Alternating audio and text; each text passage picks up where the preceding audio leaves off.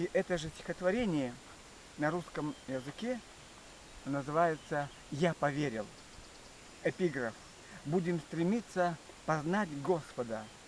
Пророк Осия 6:3.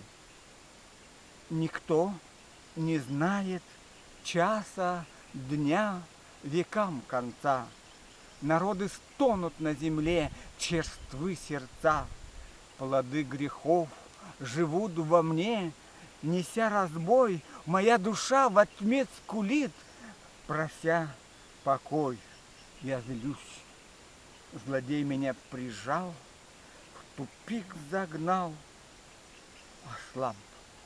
Еда души моей, разлад, скандал. Как жить? На мой вопрос кто может дать ответ? Познал святое слово Бог, надежды свет. Хвала тебе, Господь, за жертву и любовь. Для жизни вечной нас, о Боже, приготовь.